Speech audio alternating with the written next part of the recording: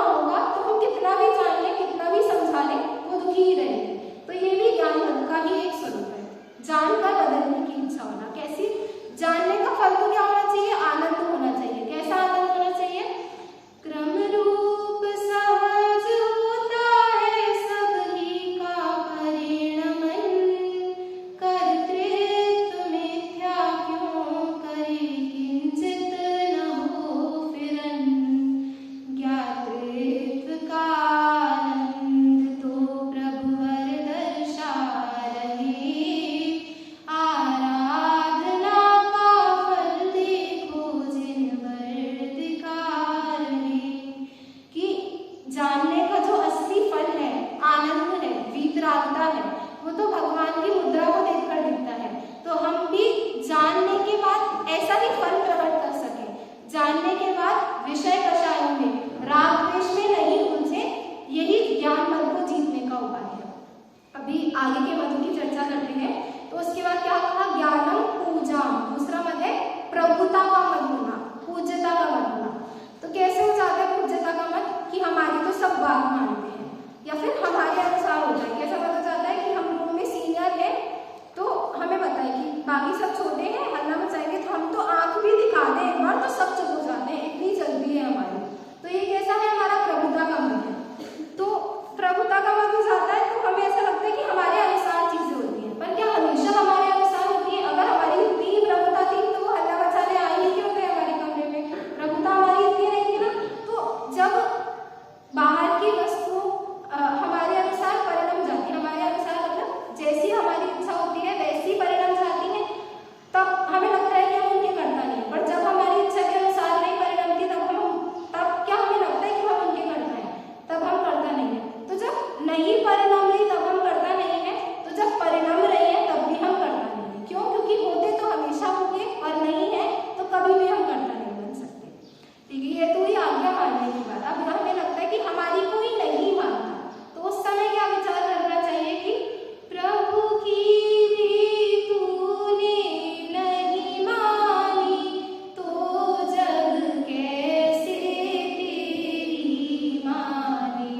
हमारी कोई आज्ञा नहीं मान रहा तो इसलिए दुखी हो रहे हैं, पर हम स्वयं दुखी क्यों है? क्योंकि हम प्रभु की आज्ञा नहीं मान रहे, परिणमन क्रमबद्ध है ये हम नहीं मान रहे, इसलिए दुखी है।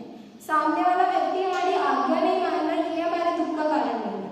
तो ये हमारा व्यवहार से पर्यायगत सत्य को स्वीकार करना, व्यवहार से पूज्यता के मत को जीतने का उपाय है। अब निश्चय से क्या विचार करना है कि मेरी प्रभुता कैसी है? तो 47 शक्तियों में प्रभुत्व नाम की शक्ति है। तो कैसी है वो प्रभुत्व शक्ति? अखंडित प्रताप स्वातंत्र शालित्व लक्षणा प्रभुत्व शक्ति, कि मेरा जो प्रताप है वो कभी खंडित नहीं हो सकता। और कैसा प्रताप है? कि स्वातंत्र शालित्व लक्षण, कि मैं स्वतंत्र हूँ, किसी के अधीन मेरा परिणमन नहीं है और मेरे अधीन भी किसी का परिणमन नहीं है। ऐसा जो ऐसी प्रभुता है मेरी, तो ऐसी प्रभुता ही हमें व्यक्त करनी है। कैसी प्रभुता व्यक्त करनी है? जिसका न हो अभाव वह प्रभुत्व लहूंगा, ननुभव मिला है मैं अपूर्व कार्य करूंगा। जितनी भी अनुकूलताएं मिली है, हमें लग रहा है कि पदार्थ हमारे अनुसार परिणम रहे हैं, हम कुछ कर सकते हैं, तो जितना भी कर सकते हैं वो यही पुरुषार्थ करना है कि ऐसी प्रभुता को प्रकट करना है कि जिसका कभी अभाव नहीं हो सके, जो पराधीन नहीं हो, ऐसी प्रभुता को प्रकट करना है। नेक्स्ट है कुल मत। कुलम लिखा है तो कुल का मत। कुल किसे कहते हैं? पिता के वंश को कुल कहते हैं, ऐसा लोक में प्रचलित है। पर हमें सच में पता भी है कि कुल होते कितने हैं। हमने मान लिया ठीक है उच्च कुल अच्छे हमारे कुल परंपरा हमारी अच्छी चल रही है, सबको सम्मान प्राप्त था, हमारे पिताजी हमारे दादाजी इत्यादि को, तो हमारा अच्छा कुल है। पर वास्तव में जीवों के 197 लाख करोड़ कुल होते हैं। क्या हमें पता है? कुल मत को जीतने का क्या उपाय है? कि हम सब जीवों के एक इंद्रिय में पृथ्वी का एक, जल का एक, अग्नि का एक, वायु का एक, वनस्पति का एक, फिर 2 इंद्रिय, 3 इंद्रिय, 4 इंद्रिय, 5 इंद्रिय, 5 इंद्रिय में भी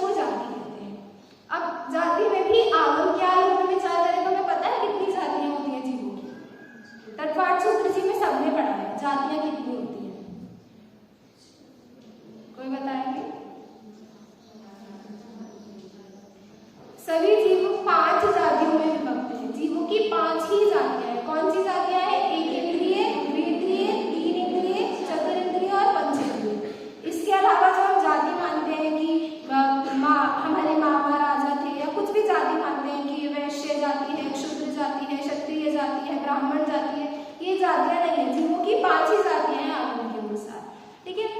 तो जातिवाद का क्या विचार करना कि जितने भी हम जातिवाद कितने करते हैं, आपस में पंचेंद्रिय जीवों में ही हम छोटा बड़ा मान के जाति मत करते हैं, पर सारे पंचेंद्रिय जीव आगम के अनुसार एक ही जाति के अंतर्गत आते हैं।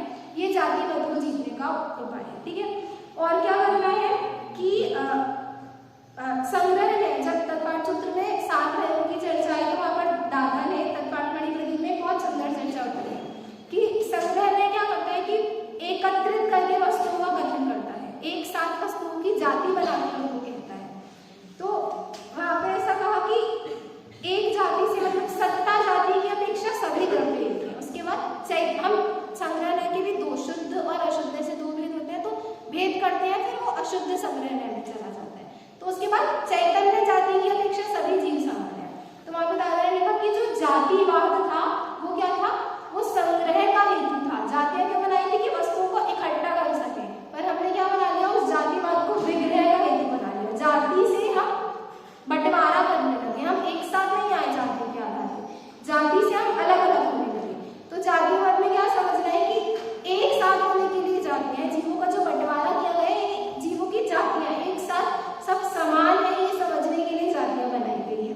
जो पर्यायगत सत्य है उसको समझने के लिए जातियां बनाई गई है। और निश्चय से विचार करें तो जीव की तो कोई जाति नहीं है। क्यों? क्योंकि जो असमान जाति पर्याय है उसके आधार से हमने जाति बनी। असमान जाति पर्याय मतलब जीव और ये जो उद्गल शरीर है इसकी एक साथ पर्याय हो रही है, मतलब उद्गल का स्वतंत्र परिणमन हो रहा है और जीव का स्वतंत्र हो रहा है। पर निमित्त नैमित्तिक संबंध की अपेक्षा हम कह रहे हैं कि एक साथ पर्याय हो रही है। तो एक साथ वो जो पर्याय हो रही है वो तो मेरा कुछ भी नहीं है, मेरा तो ज्ञान ही स्वरूप है। तो ये जो जाति है ये मेरी नहीं है। उसके बाद क्या कहा, बलम, तो बलमद होता है जीव को। बलमद होता है मतलब कि शक्ति बहुत है।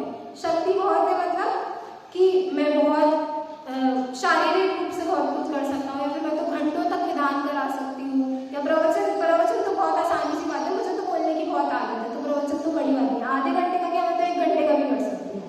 तो ये क्या है, वचन बल का हमें घमंड हो रहा है।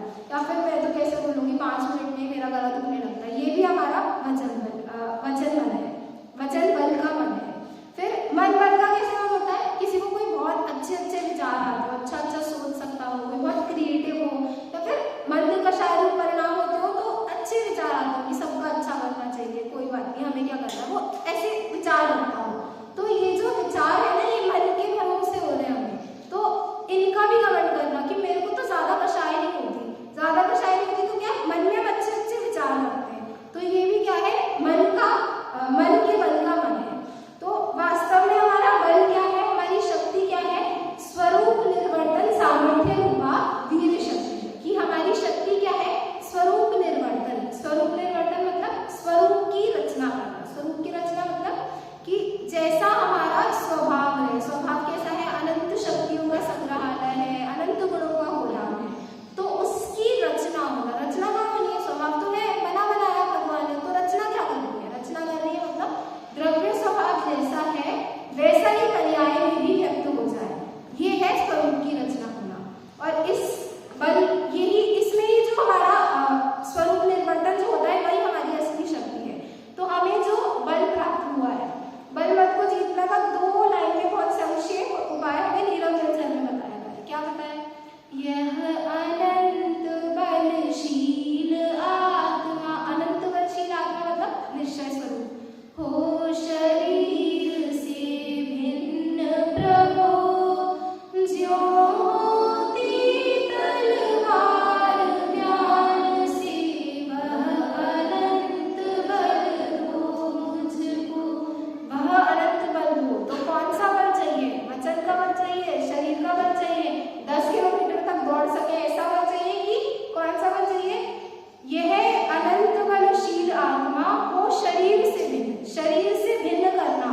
भिन्न करना नहीं है, भिन्न जानना है। तो भेद ज्ञान में जो बुद्धि लगे वही हमारा वास्तविक बल है। मुझे है स्वामी उस बल की दरकार। किस बल की दरकार, जिस बल को पाकर के स्वामी आप हुए भगवान।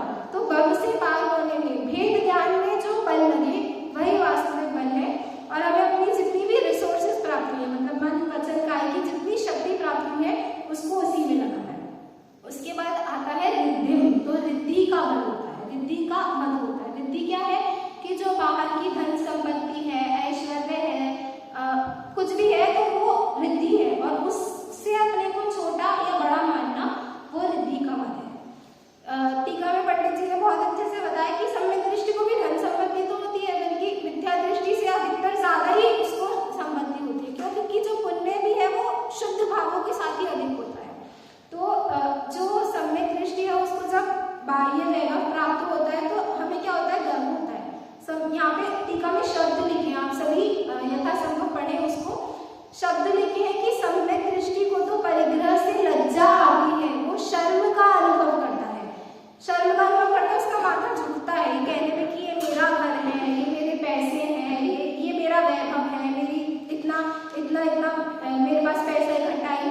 कपड़े हैं, ये सब कहने में सम्यक दृष्टि को लज्जा का अनुभव होता है। लज्जा का क्यों अनुभव होता है? उसको ऐसा लगता है कि मनुष्य पर्याय का फल क्या था? सम्यक दर्शन धारण करना। देहस्य सारम व्रत धारण, तो व्रत धारण करना मनुष्य पर्याय का फल था। पर मैं तो, मेरी शक्ति व्यक्त नहीं हो पा रही है, तो मैं व्रत धारण नहीं कर पा रहा हूँ, इन सब का त्याग नहीं कर पा रहा हूँ। तो इनको त्याग करने में वास्तव में गौरव है। इनको तो परिग्रह तो भार जैसा लगता है ज्ञानी जी को, कि जैसे माथे पे बहुत सारा बोझा रख दिया हो, ऐसा ज्ञानी को परिग्रह लगता है। तो उसको मद कैसे हो सकता है? तो ज्ञानी को परिग्रह का, रिद्धि का मद नहीं होता है। और कैसा होता है? धन से हानियां बहुत होती है। हमें लगता है कि पैसा तो चाहिए ही चाहिए जीने के लिए, आज के जमाने में तो पैसा चाहिए, बिना पैसे के कुछ नहीं होता। पर पैसे से क्या क्या गलत हो जाता है, इसके बारे में हमने कभी विचार किया है? दूध पान से ज्यों होता है, ज्यों सर्पों में होता अधिक गरल विस्तार। सांप को कितना भी दूध पिलाओ, उसका विष ही बढ़ता है। धन संचय से क्यों बढ़ते हैं कभी कभी मन में कुविचार। जैसे जैसे पैसा इकट्ठा होते जाता है, बहुत ही विरले ही होते हैं जिनको पैसा होने पर भी उससे कुविचार नहीं होते। जितने भी देख ले परिवार में कलह होती है, वो धन के कारण होती है। तो धन से कुविचार बढ़ते हैं। निर्धन व्यक्ति एक बार संतोषी हो सकता है, पर धनी व्यक्ति संतोषी हो जाए, ये बहुत रेयर केसेस में होता है। तो धन संचय से मन में कुविचार बढ़ता है, तो धन के पीछे इसलिए हमें दौड़ना नहीं है। और कैसे दुखी समान रूप से है, जो राजा है और जो रंगून है, दोनों ही समान रूप से दुखी है। कैसे? दुख की छाया में बैठे हैं, मिलकर बैठे रंग नरेश। प्रकट किसी का दुख दिखता है और किसी के मन में क्लेश।